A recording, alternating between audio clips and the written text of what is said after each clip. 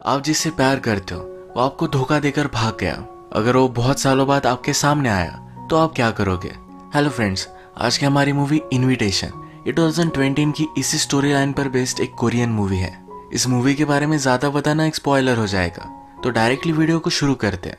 Movie start होती है और हमारे मेन कैरेक्टर को, जिसका नाम हम वॉल्टर रखेंगे, उसे एक कॉल आता है। इस कॉल से हमें पता चलता है कि उसके घर पर कोई 3 दिनों में आने वाला है। इस कॉल की वजह से वो बहुत ही डिस्टर्ब था। आज रात उसे सही से नींद भी नहीं आई। जिसका कॉल आया था उसे वॉल्टर को छोड़े हुए 17 साल हो चुके हैं। हर दिन वॉल्टर ने गिना है। वॉल्टर जहाँ पर रहता है वहीं पर एक मास्टर भी रहते हैं। उसे अब नींद आ नहीं रही थी, तो उन मास्टर के पास वो चला गया। उन्हें वो कुछ बनाने के लिए कहता है। मास्टर कहते हैं कि बनाने में जरा देर लगेगी, पर टाइम में वो कर पाएंगे।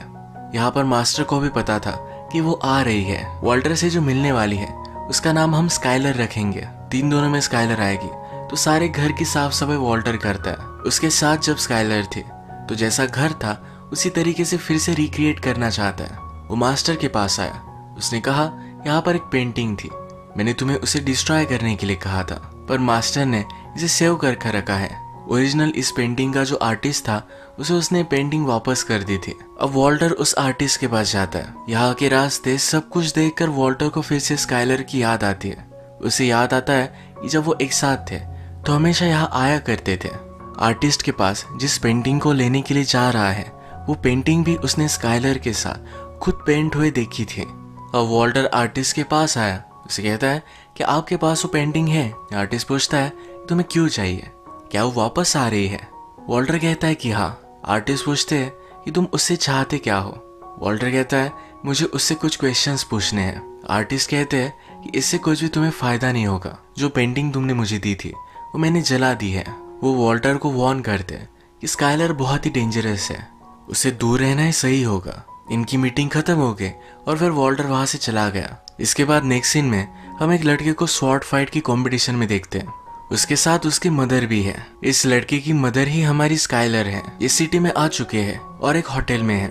स्काइलर रेडी होकर नीचे जाकर ड्रंक होने वाली थी। ये उसके बेटे को पसंद नहीं आया। उसके बेटे का नाम हम फ्लिन रखेंगे। स्काइलर कहती है कि मैं बहुत सालों बाद इस टाउन में वापस आई हूँ, मुझे अच्छा दिखना है। थोड़ी देर में फ्लिन भी नीचे आ गया।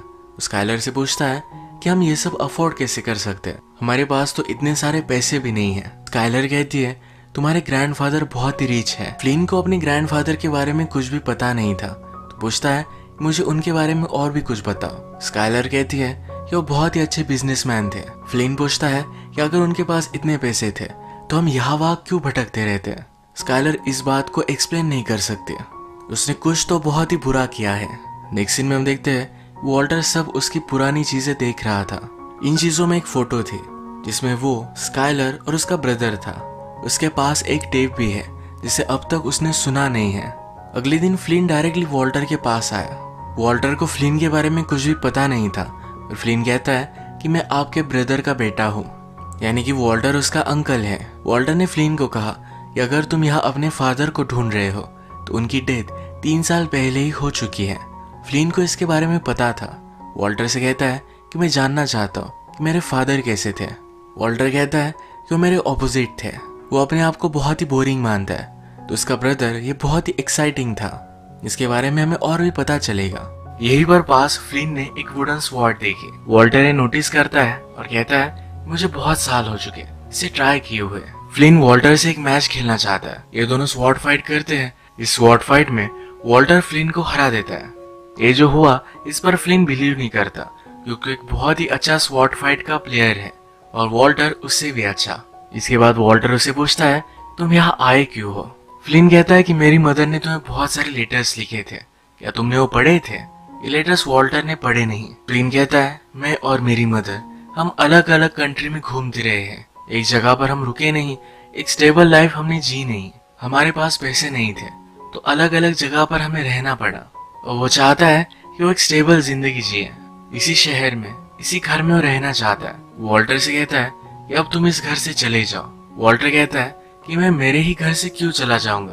फ्लिन कहता है कि तुम्हारी वजह से मेरी और मेरी मदर का यह हाल हुआ है, अब तुम्हें चले जाना चाहिए, मुझे एक स्टेबल लाइफ जीनी है। इनकी मीटिंग यही खत्म हो गई। इसके बाद फ्लिन फिर से होटल में आया तो स्काइलर से पूछती है तुम कहाँ गए थे? वो कहता है कि मैं यही घूम रहा था। वो यहाँ स्काइलर को बता देता है कि उसे एक स्टेबल लाइफ चाहिए और वो यहाँ वहाँ घूमना नहीं चाहता।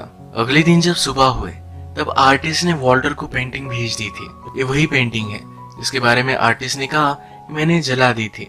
इस पेंटिंग के साथ उसने एक लेटर भी लिखा है। इसमें आर्टिस्ट लिखता है कि जो भी क्वेश्चंस की तुम आंसर चाहते हो, आई होप तुम्हें वो आंसर मिल जाए। इसके बाद वॉल्टर एक जगह पर क्रॉकरी लेने के लिए आया। जैसे कि हमें पता है कि जब स्काइलर उसे छोड़कर गई थी तो जिस तरीके का घर था उसी टाइप के घर को रिक्रिएट करना चाहता है। अब स्काइलर से मिलने की रात आ चुकी है। वॉल्टर रेडी हो जाता है। उसने नोटिस किया कि जिस तरीके से वो घर छोड़कर गई थी ये अभी भी उसी तरीके का है। वो घर में जब पेंटिंग देखती है तो कहती है ये बहुत ही ब्यूटीफुल है। यहाँ पर वो इस पेंटिंग के बारे में भूल चुकी थी। वो पूछती है क्या कल मेरा बेटा यहाँ आया था? वॉल्टर कहता है कि हाँ, वो फ्लिन की मदर ही है। तो उसके बारे में उसे सब कुछ पता होता है। अब हमें फ्लैशबैक से सब कुछ चीजें पता चलती है कि हुआ क्या था। एक दिन वॉल्टर का ब्रदर वॉल्टर के पास स्काइलर को लेकर आया हुआ था। वॉल्टर ने जब स्काइलर को फर्स्ट टाइम देखा था तभी उसे पता चल गया था यही उसकी वाइफ बनेगी। वॉल्टर हमसे कहता है कि मेरा ब्रदर और मैं, हम दोनों बहुत ही ऑपोजिट थे। ब्रदर का नाम हम फ्रैंक रखेंगे। फ्रैंक बहुत ही एक्साइटिंग था। उसे म्यूजिक अच्छा लगता था, अलग अलग प्लेसेस पर जाना अच्छा लगता था। उसे लगता है कि शायद इसी वजह से स्काइलर ने मुझे धोखा दिया। फ्रैंक ने वॉल्टर को कहा था कि स्काइलर सिर्फ उसकी एक फ्रेंड है। इसी वजह से वॉल्टर ने स्काइलर को अप्रोच किया था। स्काइलर और उसमें फिर एक अच्छी सी रिलेशनशिप डेवलप हुई। फाइनली वॉल्टर ने स्काइलर को उससे शादी करने के लिए पूछ लिया। उन दिनों स्काइलर हमेशा वॉक करने के लिए इवनिंग में जाया करती थी। वो कहाँ जाती थी इसके बारे में वॉल्टर ने कभी उससे पूछा नहीं था। एक दिन वॉल्टर जब फ्रैंक के पास आया तब वही उसने स्काइलर के इनर वेयर देखे। उसे पता चल गया स्काइलर और उसके ब्रदर में अफेयर है।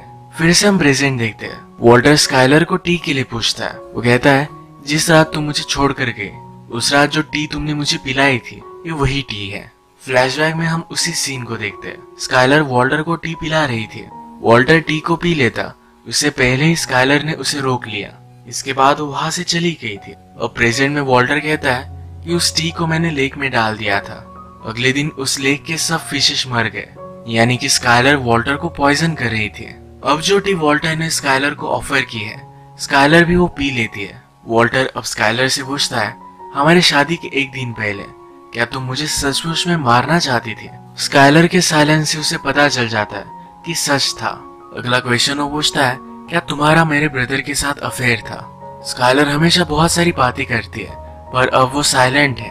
तो वॉल्टर कहता है तुम्हारी खामोशी से मुझे पता चल गया। वॉल्टर हमसे कहता है कि फ्रैंक बहुत ही कूल था पर उसके पास पैसों का मैनेजमेंट नहीं था। हमारे फादर हमारे लिए बहुत सारे पैसे छोड़ कर गए थे। मैंने मेरे पैसों को कंजर्व करके रखा पर फ्रैंक अजीब सी इन्वेस्टमेंट करता रहा।